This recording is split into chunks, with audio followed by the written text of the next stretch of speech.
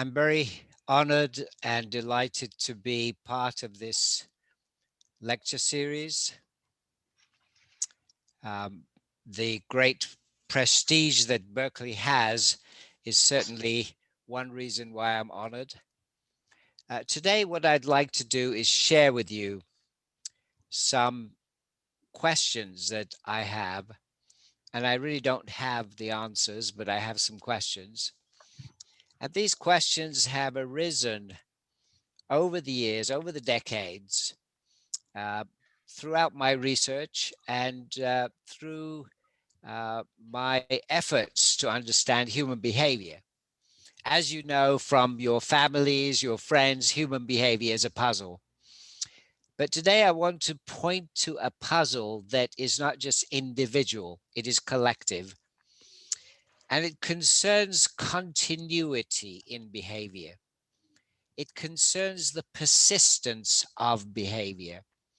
It concerns the question of why we cannot change. And of course, today we see this problem in the Black Lives Matter movement. Why cannot we change and get over prejudice and discrimination and hatred? Why is it that the legacy of slavery and the treatment of blacks has not changed? This is a question for our time, but it is also a question for the world, because we have reached in this era a time when democracy and the open society has become weaker. The challenge is, why cannot we change towards progressive societies more easily? Now, in this discussion, I'm following the outline that I have sent. I hope you all have access to this outline. And the title of the outline that was sent to you is Political Plasticity. What do I mean by political plasticity?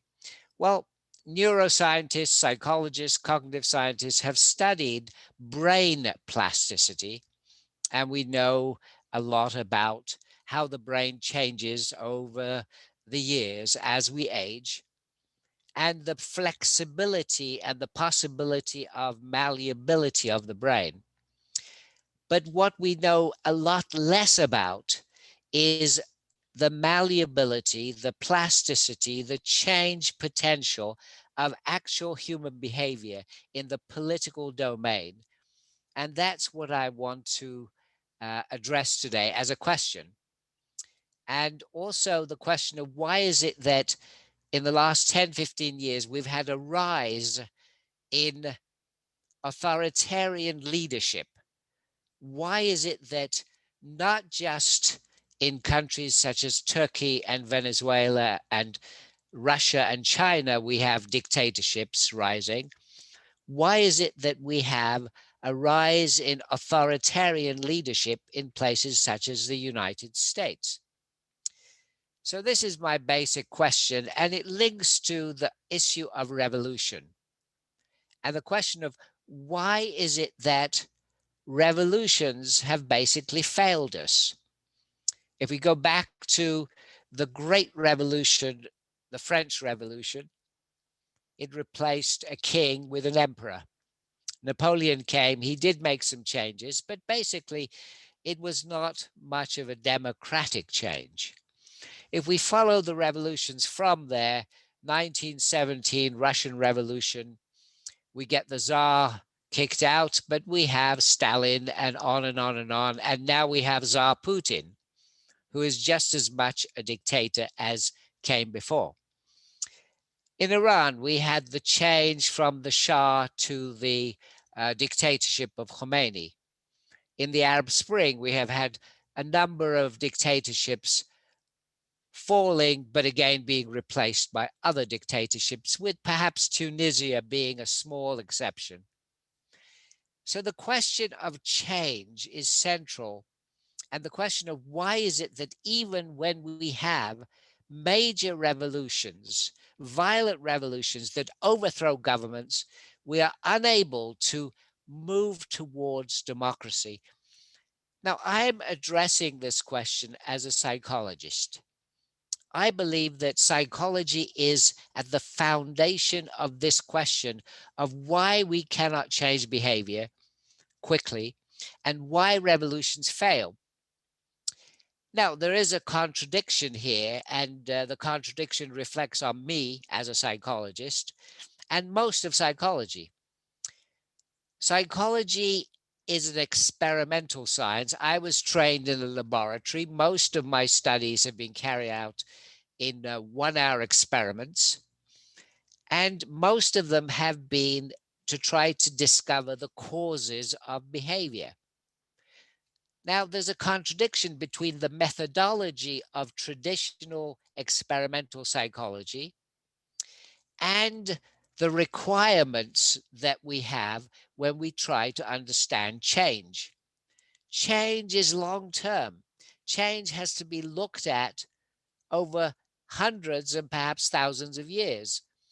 And I began by pointing out that Athens, the Athenian democracy of 2,500 years ago, gave free men the vote, not women, not slaves. And over 2,000 years later, the American Revolution achieved exactly the same, giving free men the vote. And it took another 200 odd years before women gained the vote. And it's only very recently that minorities in the United States actually dare to vote. Of course, many of them can't vote because of voter suppression. So I'm focusing on very long-term change, and I'm extremely aware that the methodology that I was trained in, the laboratory method, is not useful for exploring this issue. So I have to step outside my boundaries and really look at the situation from a different perspective. One of the puzzles is, why is the dictator immortal? By immortal, I mean the dictator doesn't die. The dictator is with us throughout history. And the dictator is very much with us today. We have the rise of China, and it may well be that in the 21st century, China will be the winner. And by the end of this century, the decline of the United States and the disarray of Europe will result in dictatorships governing the world. Why is it that the immortal dictator is with us, and why is democracy so difficult to achieve? Now, in order to address this question, I'm coming back to basic psychology and asking, what are the requirements, psychological requirements for citizens in order to be able to participate in and sustain a democracy? And one of my arguments is going to be that there are certain hardwired aspects of our psychology that make it quite difficult for us to nurture, to socialize, to educate psychological citizens that are capable of supporting democracy. It is very difficult, and it takes a long time, and we haven't much progress in this area. However, part of our challenge is to identify what is the problem. And that's what I want to do today. What is the problem? So, understanding the immortal dictator who keeps rising, and even in the United States, I believe January 6th was an attempted coup. It was an attempted coup, and it could have succeeded. It could have succeeded and led to martial law and the rise of dictatorship in the United States. I'm convinced that there is a threat of dictatorship in the United States, and it could happen in the next 20, 30 years, as there is a decline in US power and perception of threat increases. And I'm going to come back to the issue of perceived threat, because one of the key ingredients of the rise of the immortal dictator is the perception of threat. I'll come back to that theme. Now, under number 6 in the outline I have sent you, I refer to Erich Fromm, and many of you will know his wonderful book, Escape from Freedom. It's been translated into so many languages, including Farsi, and it's readily available around the world. Fromm provides a thesis that is influenced by the Freudian tradition and the Marxist tradition. This thesis that in the modern world, human beings are alienated, they feel alienated, and they are separate from the community. They feel vulnerable, and because of that, the freedoms that are in the open society are threatening to them, and they escape this freedom and hide under the umbrella of protection provided by the dictator. Now, I think Fromm's thesis is very interesting, but I'm going to provide a slightly different perspective on this issue. My focus is on the perception, the psychological perception of threat. And I'm going to argue that there are a number of factors associated with globalization that are increasing perceptions of threat. And this increased perception of threat is resulting in greater ethnocentrism, which means we look to our group and protect our group more, and increased reliance on centralized aggressive leadership. There's a lot of research in psychology, including classic works by Muzaffar Sharif and others, on this rise of aggressive centralized leadership when there is outgroup threat. So my focus is going to be on this issue of threat. And one of my programs of empirical research in the last few years has been on this issue of what happens when people feel threatened. For example, I've examined this in relation to terrorism. What happens when people feel threatened by terrorism? Well, the answer is clear. What happens is that they decrease their support for human rights, they decrease their support for the open society, and they increase their support for authoritarian rules. This is empirical research, but the potential or actual dictator does not need empirical research to understand the relationship between threat and what happens among the population when they perceive threat. There is an intuitive sense among potential and actual dictators.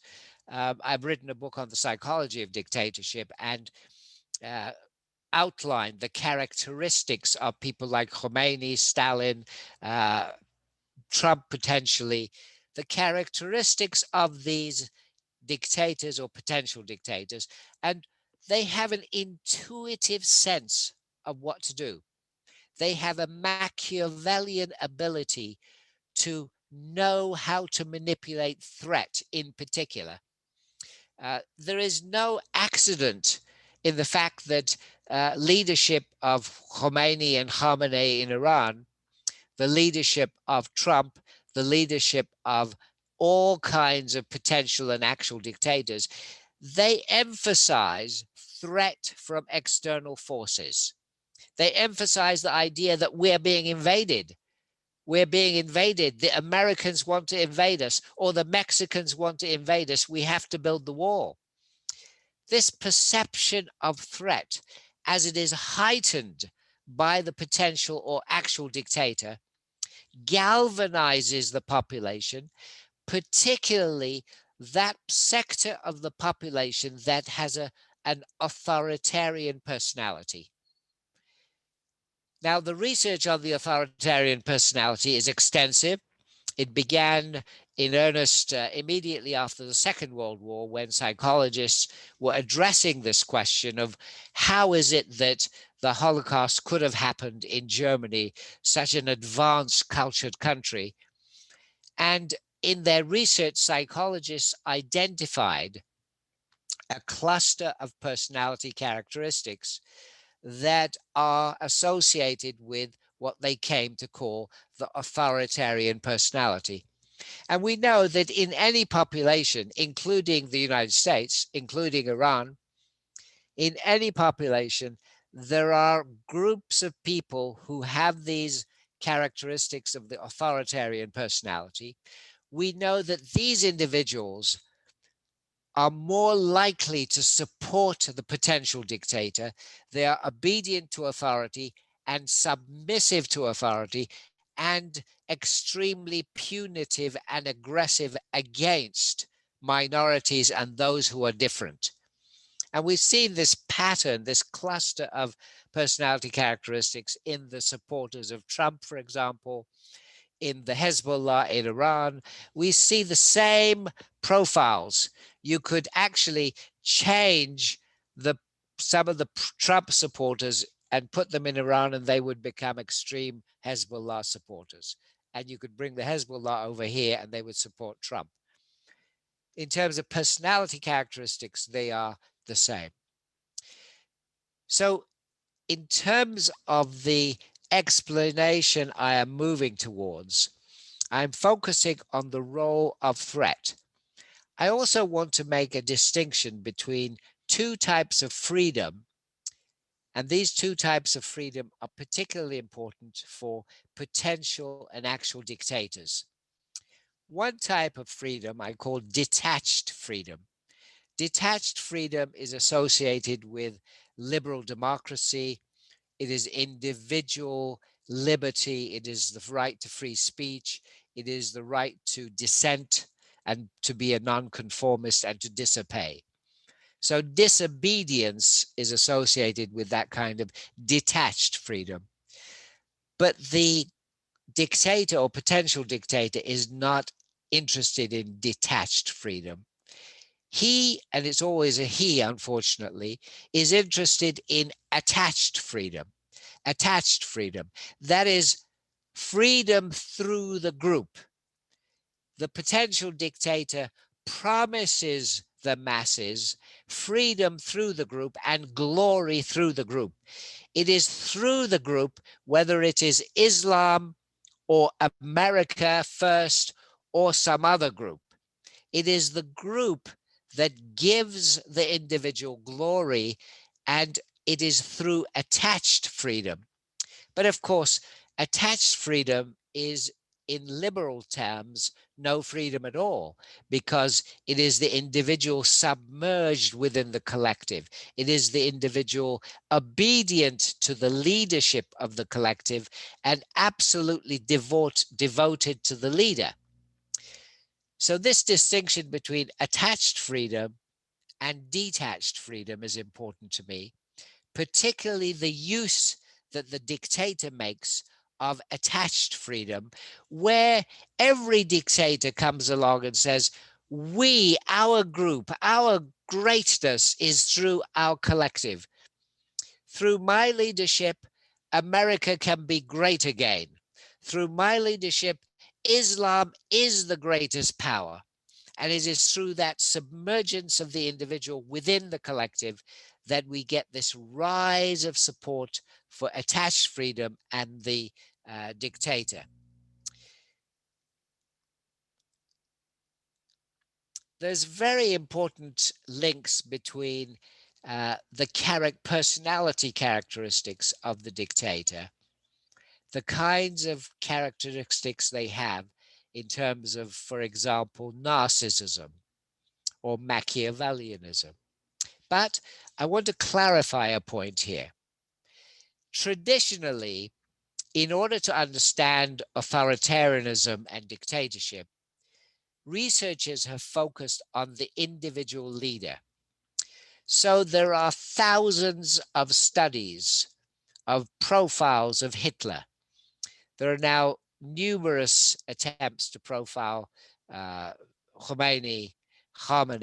There are studies on Khamenei coming out soon. Now, this is a very useful approach. However, it is not my approach. I emphasize the context, and my model of dictatorship is based on what I call the springboard to dictatorship. The springboard to dictatorship. My argument is that in any historical era, there could develop a springboard to dictatorship. For example, in the 1930s in Germany, there developed a springboard to dictatorship. For example, in the early 20th century in the United States, there was shaping and still has some shape the springboard to dictatorship. Once that springboard is there are many potential dictators who could step forward and try to use that springboard to dictatorship to come to power. So for me, the context is first. Secondary is the individual potential dictator who makes use of that springboard to try to spring to power. Of course, in countries like Iran, the springboard to dictatorship is very strong and continuous. So when the Shah fell, he fell as an individual, but the springboard to dictatorship was not dismantled. All that had to happen was a next potential dictator to step forward, and Khomeini was there to take the springboard to dictatorship to power. So in understanding dictatorship, my emphasis is on the context and the historical conditions. Secondarily, I argue that any population has potential dictators who could at any time, if there is a springboard to dictatorship, step forward and use that springboard and step into power. So that is an emphasis I am making in terms of historical context being more important than the individual personality of the dictator. Now, I mentioned globalization, and I believe that globalization has a number of very important characteristics that give rise to threats, and perceived threat is what I mean in particular, that give rise to threats and make it more probable that the springboard to dictatorship will take shape. Now, what do I mean by this? Well, I'm going to look at this from an evolutionary perspective. And I'm going to talk about sudden contact, and what I call catastrophic evolution. And I'm going to start by giving examples from the world of animals and plants. We've all heard of invasive species. For example, those of you who live in Florida know very well that snakes that are alien to Florida were introduced, and now these snakes are a big problem because they have invaded the local species and habitat and are taking over. Invasive species. Now, in the plant world as well, we have many examples of invasive species. The question is, what happens here? Well, there is a sudden flood of a new species where the locals do not have a defense. Do we have the equivalent in the human world? Yes, I believe we do. When the North America and South America were invaded by boat people coming in, this is people like Captain Cook. When they invaded, there were probably over 100 million inhabitants in North and South America. within a few centuries, most of these inhabitants were wiped out. When we think of places like Australia, again, the local inhabitants being wiped out almost. There are many examples in the human world, in human history, where we have sudden contact, where one group is not ready to defend itself against outgroups. And you get this reaction of decline and sometimes complete dissemination. There are many, many native Indian tribes that disappeared, their languages, their cultures, all disappeared. So sudden contact and what I call catastrophic evolution is part of our evolutionary past and our present. Sudden contact is taking place and having consequences at the moment. There is a whole area of research called language death. Language death. You can look it up on the internet. There's actually a very good book called Language Death. When Columbus arrived in North America, there were about 15,000 languages in the world. Most of those languages, about 9,000, have been wiped out. They're all gone. Every month, languages are being wiped out. Every month, we lose languages. Most of the world is starting to move towards fewer and fewer languages. So language death is another area when we look at this situation of evolutionary change, sudden contact between groups, and a decline or complete dissemination of some groups. Some languages only have one or a few speakers left. Now, what is the consequence of sudden contact? One of the consequences, I believe, psychologically, is defensive. Groups looking at outgroups as threats, perceiving them as threats, and reacting defensively.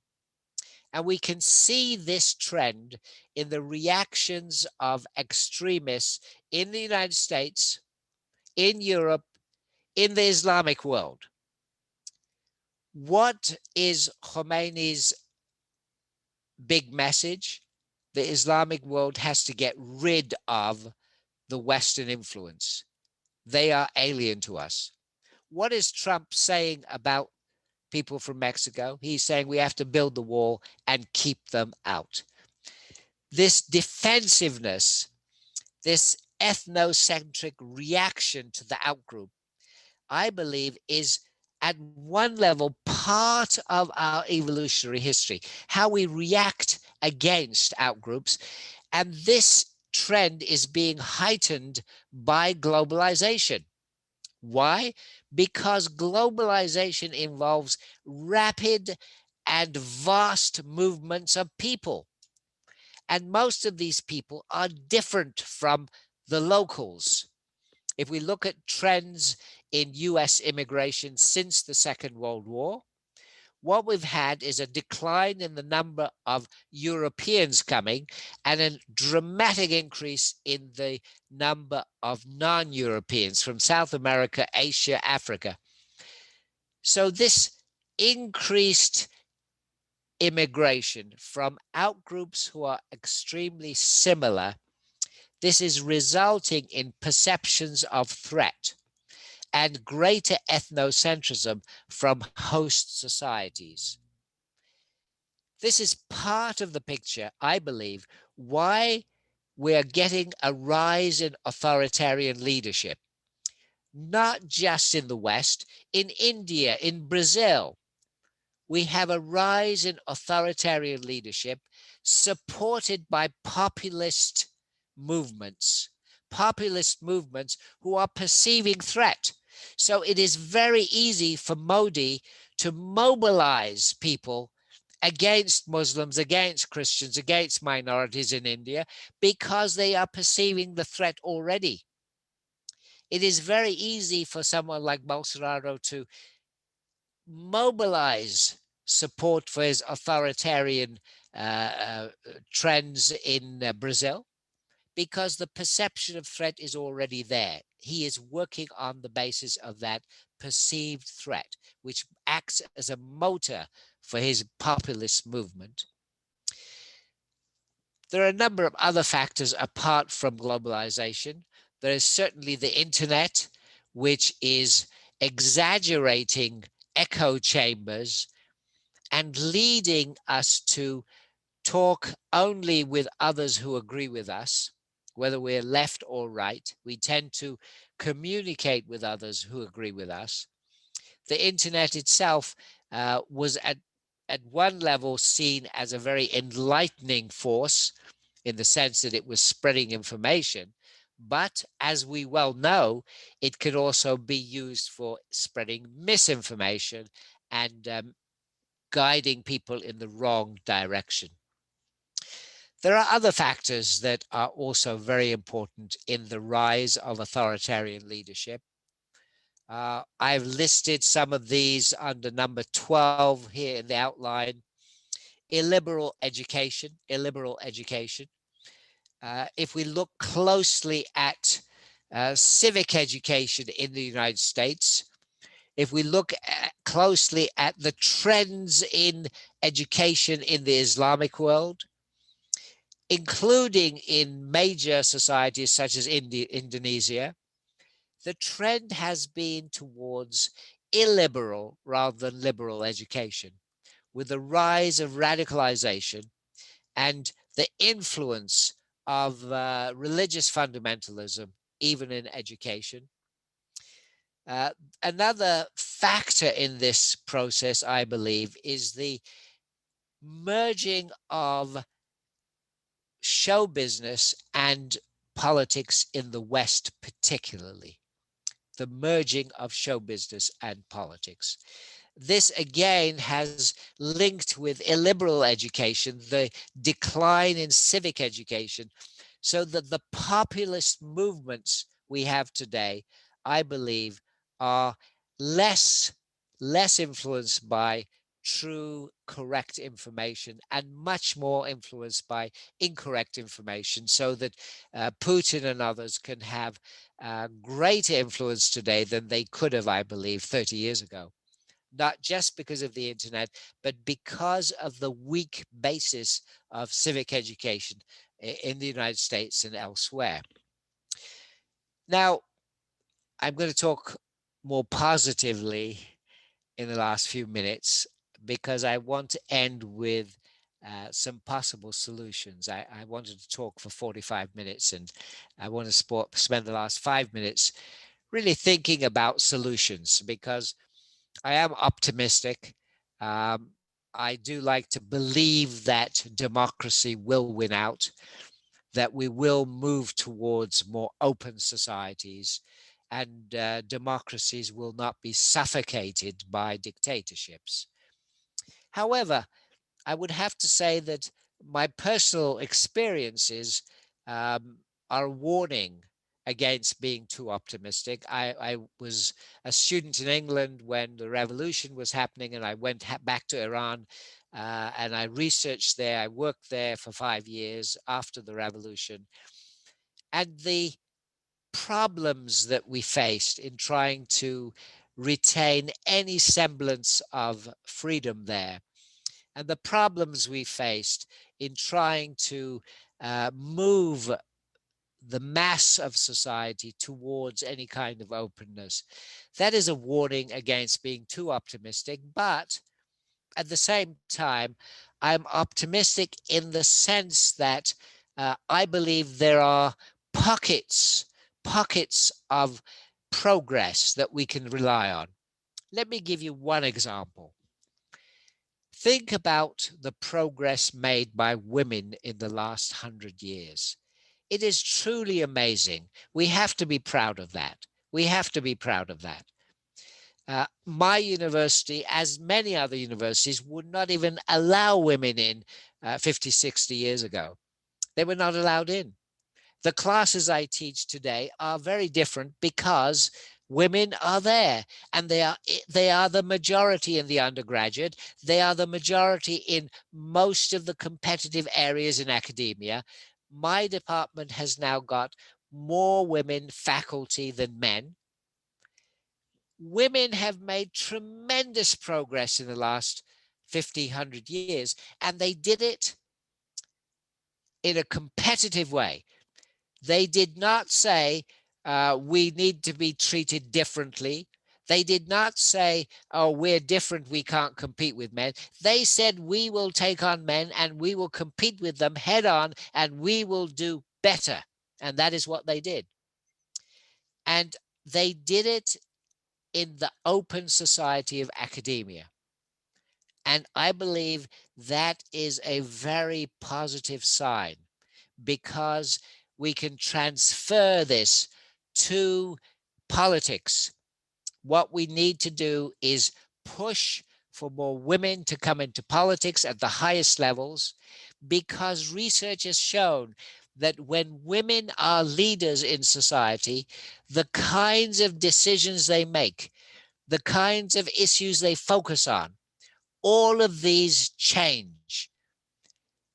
It's not an accident that in modern societies we do not have any female dictators. Women will change leadership, and I believe it will become more open, it will become more liberal, and that to me is a great sign of hope. And again, it is a change that was achieved despite great resistance.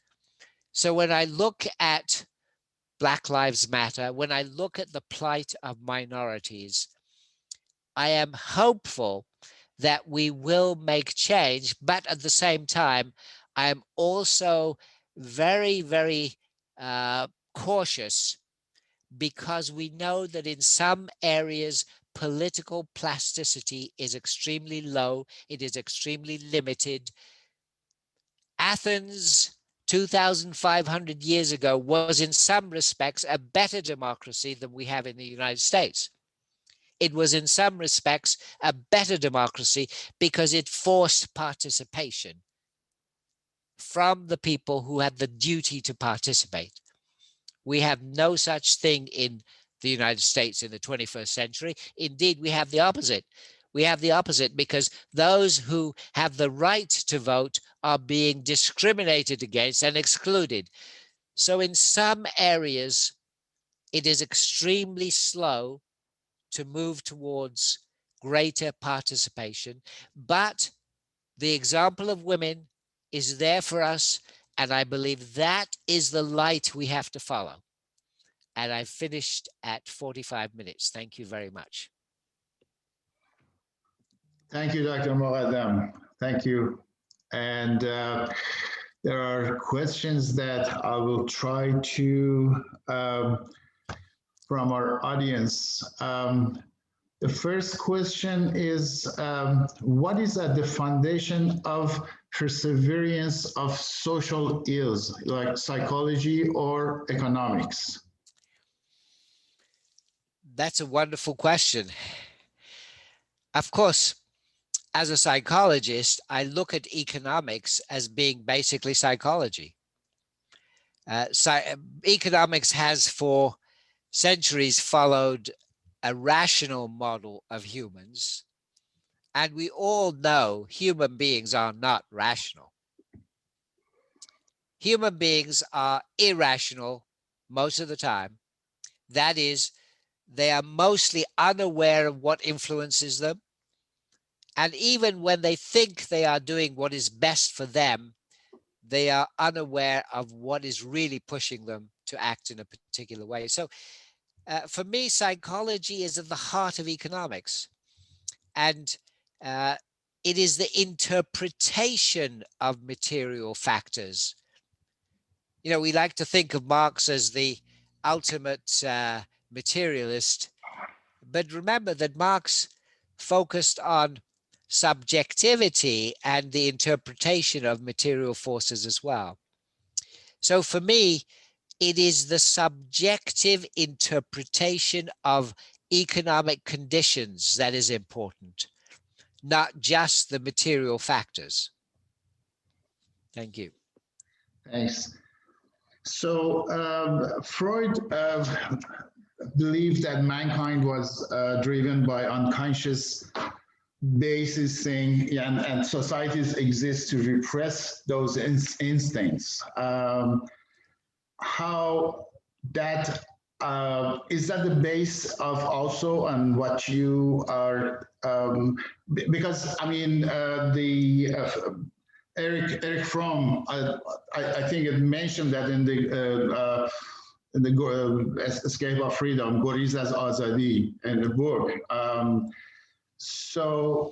How is that still valid, you know, in terms of, yeah. Great question. Let me start by explaining a difference between classical Freudian theory and the 21st century research on cognitive processes and implicit processes particularly. And this is an important topic. This is an important topic, particularly because my most recent book is called Shakespeare and the Experimental Psychologist.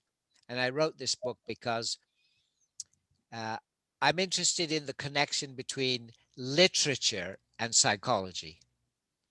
And if you go to literature departments, I have many friends in literature departments, and their idea of psychology is basically Freud, Jung, Adler.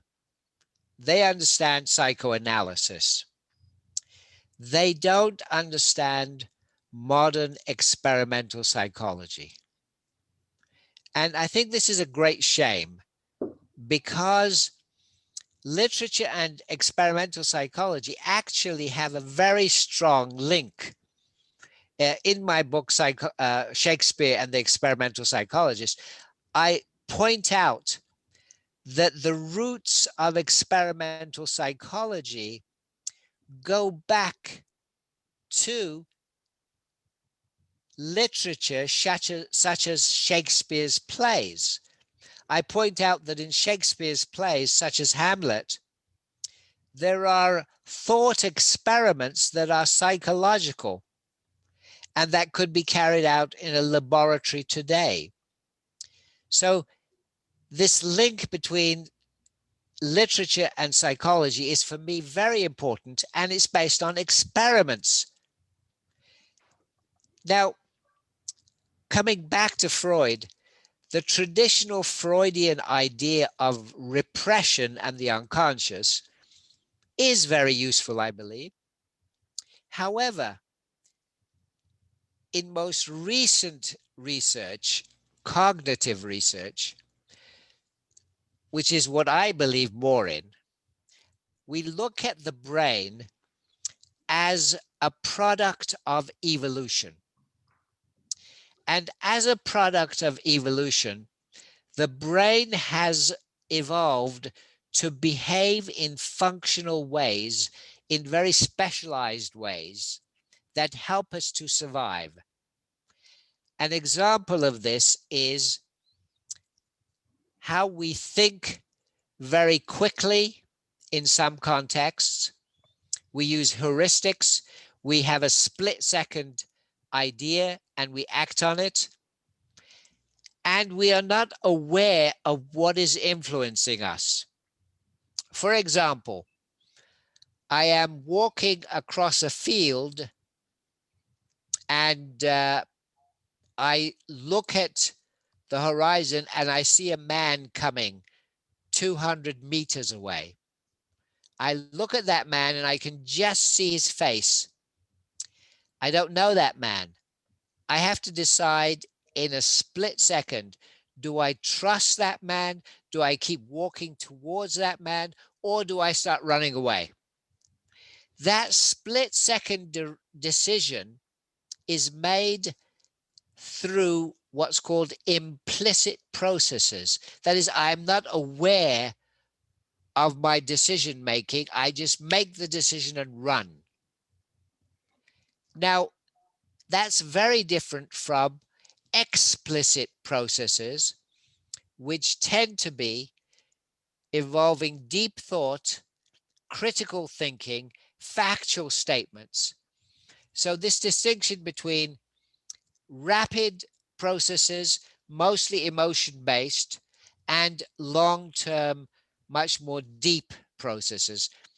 Let me give you an example of how this works in advertising, for example. Think about car advertising. When they want to sell you a car, they're using implicit processes and heuristics. They're using short-term, split-second decision-making.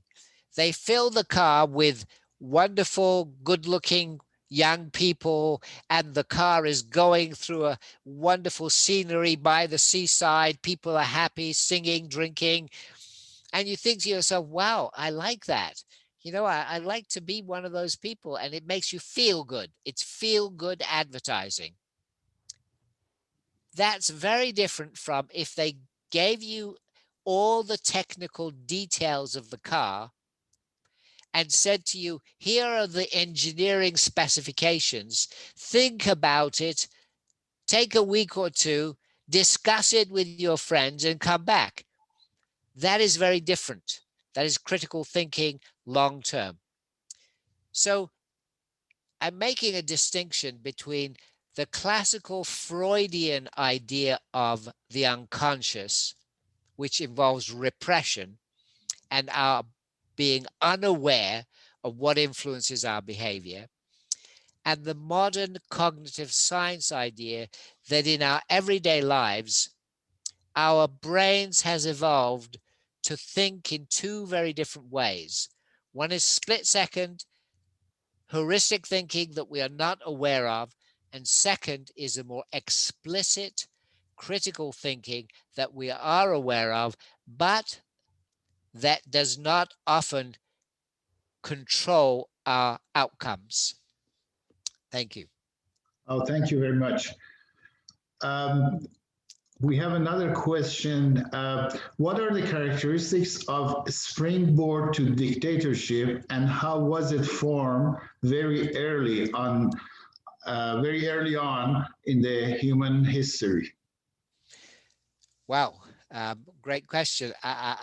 The characteristics of the springboard to dictatorship I've described in detail in a book called The Psychology of Dictatorship. The main characteristics are a context where people feel that they are in decline, people feel threatened, people feel a need for strong centralized leadership that will save them. That's critical. And you find, whether you're looking at Hitler, whether you're looking at Khomeini or Trump or anyone else, you have this savior. I am going to save you. So that's another critical element. Another part of this springboard to dictatorship is instability in the economic situation. People feeling that they are being overtaken by others, that we're falling behind, that our economy is not doing so good, that China is on the rise.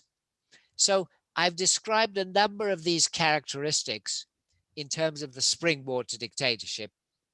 My discussion is mostly about modern societies. However, I think that's a great question of why is it that dictatorship is something that is more common and more impactful in our history. Why do we not see democracies? Well, I believe there we have to go back to some basic ideas about our means of production, how we went from hunter-gathering societies to farming communities, how the surplus was produced, and how early dictators managed to control the surplus through two key elements, one the military and the other religion. What we find in early dictatorships is this fusion of the military and religion, and that continues today, where we have people like Putin relying again on religion and the military. Iran, of course, that's a classic example. Thank you. Thank you. Another question is, don't you think that economic interest can help bring about women dictators if needed?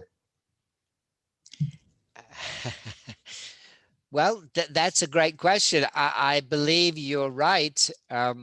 There could be economic conditions where women dictators arise.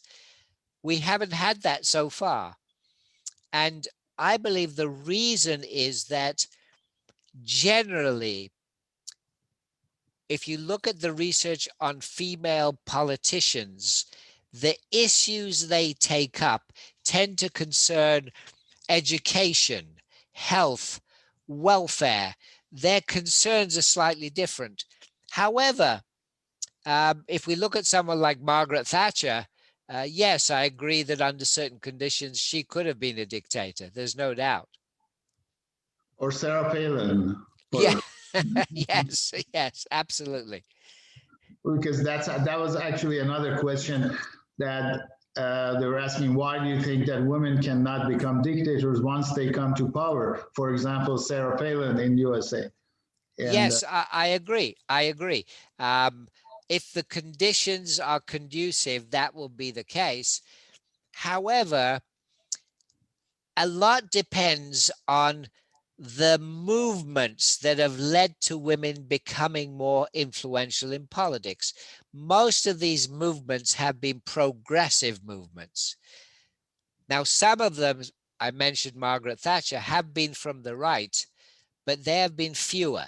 So that's what I'm counting on. I'm counting on women coming from the left, from progressive backgrounds, and having a more positive impact. But you're absolutely right. I believe you're right. If Sarah Palin had become president, there's no doubt we would have been closer to dictatorship. oh, thank you. Is there an example of democracy in the world? No, I believe that what I described as actualized democracy does not exist in the world. There are a number of reasons why I suggest this.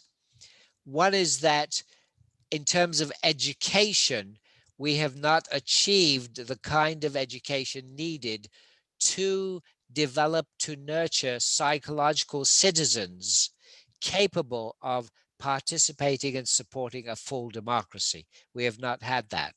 Even in Scandinavian countries, I've taught in Norway, Sweden, Denmark, those countries, and we don't have full democracy, although they are a lot better than the United States, there's no doubt. How does lack of capability or effectiveness of governmental institutions lead to rise of dictators in places like Iran? Wow, that is such an important question, but I don't think it's just Iran. One of my concerns at the moment is about bureaucracy. And I'm talking about global. I'm not just talking about Iran. It's a fascinating question. I'm about to publish a paper on the psychology of bureaucracy. I'm really fascinated by this. Let me tell you a story about me in Iran after the revolution. I resigned from university. I was teaching when I first spoke. I resigned because obviously the Cultural Revolution, I couldn't fit in. And the last days of the university being open, I can still remember the thugs they sent in to basically kick us all out. When I resigned, the university, I was owed money, both at the National Melli University and Tehran University. I was owed money.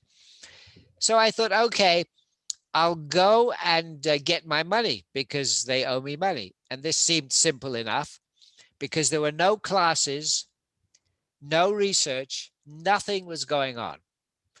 So I went to the university and both Tehran and Melli, and it was fascinating. I went to the administrative building and I said, I need to talk to somebody about the money you owe me. And they said, well, did you make an appointment? I said, why do I need an appointment? There's no classes, no research, nothing is happening. I mean, what are you doing? They said, we're in meetings. We're in meetings. I said, what meetings? I mean, what are you talking about? There's nobody, there's no students, no faculty. What are you talking about? Well, it was a hard lesson to learn, but the bureaucracy does not need the rest of us. And one of the things I've noticed in Western universities is the huge rise in bureaucracy.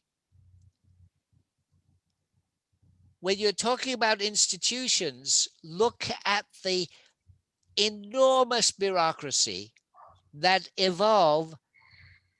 And this seems to be a human characteristic. When you hire me, I immediately want to hire 3 people to report to me. So it's not just the matter of Tehran and its bureaucracy. It's a human characteristic and something we have to deal with. I don't know how we're going to deal with it because bureaucracy grows. Now, in terms of Iran, a characteristic of dictatorship is that you cannot ask questions. If you are working at the office of car registration, I cannot come to your office and question you and criticize you because soon I'll be labeled as an anti-revolution. I'll be labeled and put away.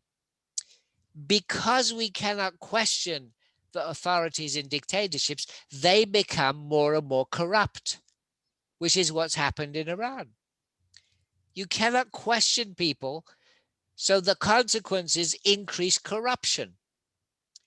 And that is another hopeful point I want to make, is that in countries that are dictatorships, including the Soviet Union, including China, my hope is that the fact that you cannot question, you cannot criticize the authorities, means that they will become more corrupt and inefficient. And our only hope is that in the open society, in societies that are more open, and we can question, we can criticize the authorities, the efficiency will be maintained at a higher level and we will win. That's my hope. However, you could argue that parts of the American system are becoming exactly that you can't criticize. Yeah. Thank you. Next question is, what is the relation between women's progress, justice, and patriarchy? And patriotism. Patriotism or patriarchy, yeah. Okay, and patriarchy, I'm sorry.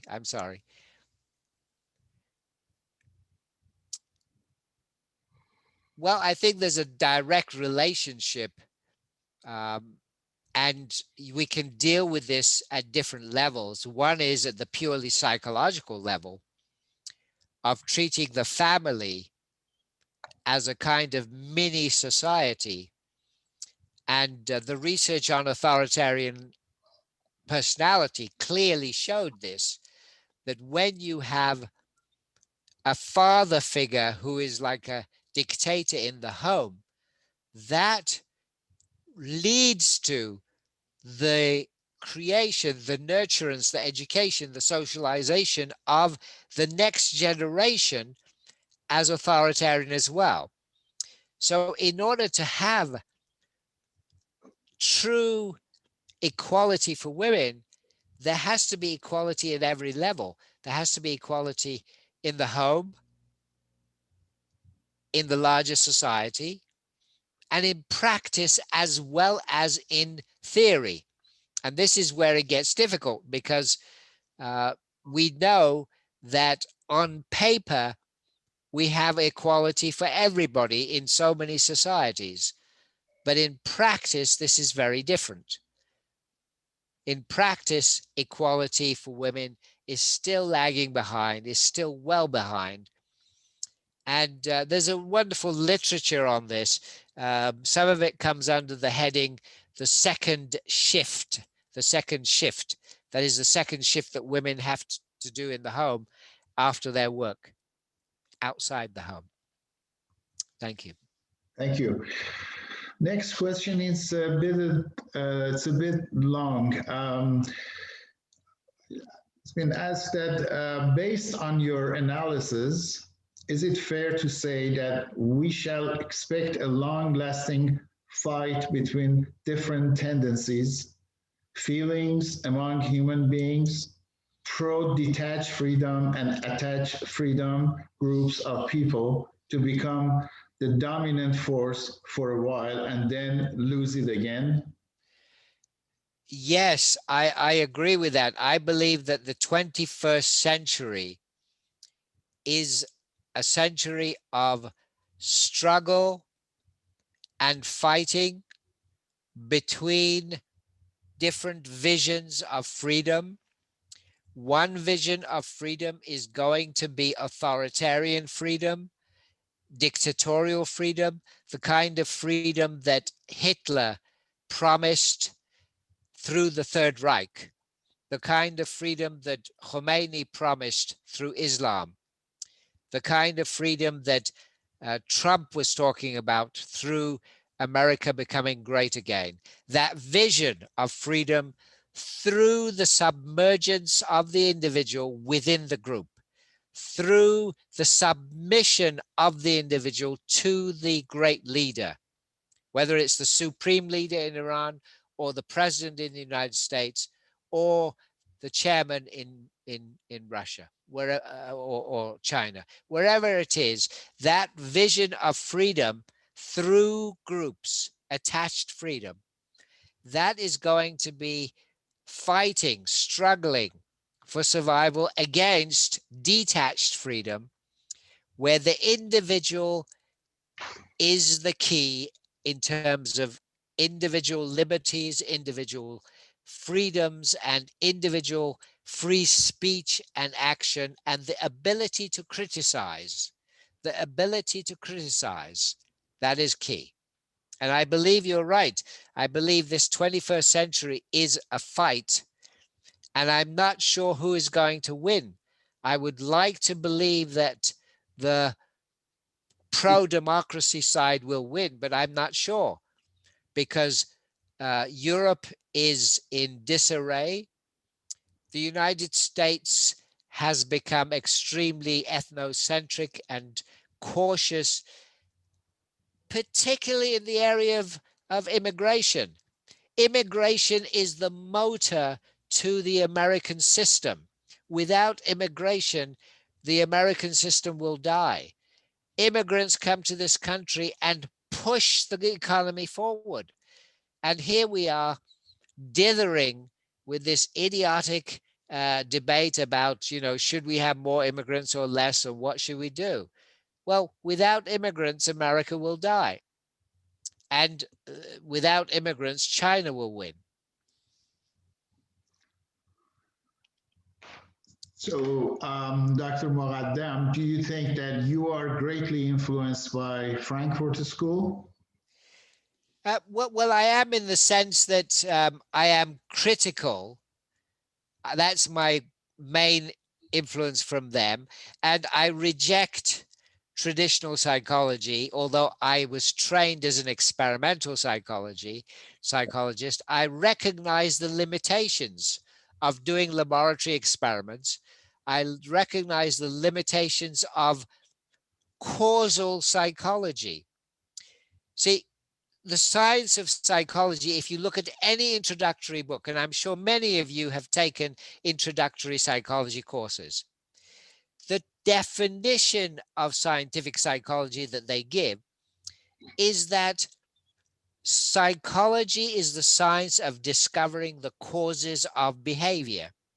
That is their definition. Well, I reject that definition, because not all human behavior is causally determined. There are many human behaviors that are regulated by norms. They are not caused, and this leaves room for some measure of intentionality and free will. This is a long debate. Psychology believes it has gone beyond behaviorism. Psychologists today believe they've gone beyond Skinner, but actually they haven't. They're still looking for the causes of behavior. If you go back to Skinner, B.F. Skinner's great novel, I'm being sarcastic, it was not a great novel, Walden 2. In that novel, he has a character who speaks for him, for Skinner, and basically says, you cannot have a science of psychology if the object of your study hops capriciously about. In other words, has free will. You could only have a science of psychology is if everything is determined by causes. Well, I don't believe human beings are all determined by causes. I believe there's a difference between me and a stone that drops to the ground. There are mechanical causes, but I believe human beings also have some measure of free will, and this is problematic for mainstream psychology. Thank you. Next question is, what do you think about the role of education in creating obedient masses on the one hand, and on the other hand, having much of the creativity for hire in the service of wealthy and the powerful filling the airwaves, and how these forces may help create suitable conditions for the springboard phenomena that you mentioned? Thank you very much. A complex question. We could answer this question in different ways. One is to go back to classic Marxism and the idea that capitalists own the means of ideological production and talk about that classic perspective. But we don't have to go back to Marx. In 21st century psychology, there is a theory called system justification theory. System justification theory. It is a theory based on very good empirical research. And the basic idea of this theory is that the ideas that we have in society, the narratives that we use, in everyday life, these are propagated by the people who own the means of production. So this is a very Marxist theory, but actually it's American. It's American, system justification theory. And the idea is that, yes, we use narratives in our everyday lives that actually support the inequalities of society. And these narratives are produced by education, by the mass media, and by all the systems that are owned by those who own capital. So, we could use modern psychological research to support this idea that, yes, the education system for sure, my university, Berkeley, how do they get their funding? They get it from rich people. If I had $500 million, I could change the research agenda at Berkeley overnight. Overnight. So that thesis that it is money that drives all this, I very much agree with most of it. And it certainly explains the inadequate civic education we have in America. Thank you. آیا میتونیم بگوییم که مردم به نوعی دیکتاتورها رو دوست دارن؟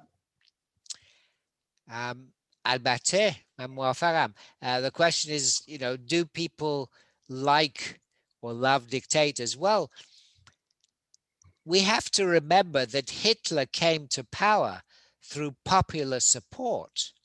We have to remember that Mussolini was extremely popular. We have to remember that Khomeini was extremely popular. There is no doubt that populism is part of the foundation of these dictators.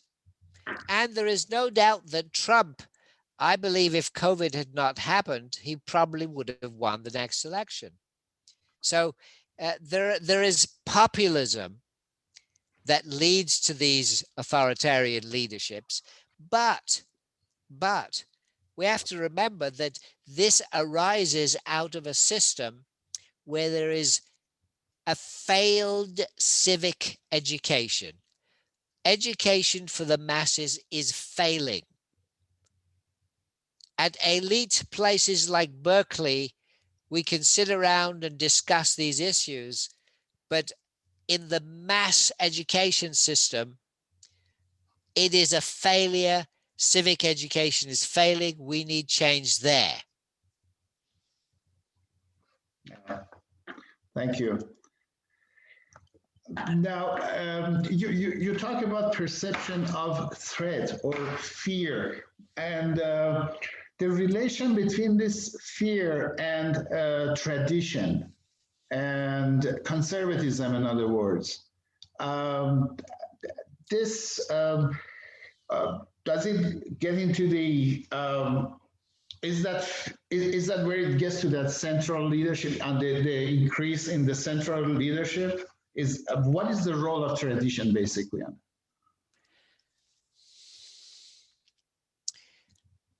That's a complex question, the role of tradition.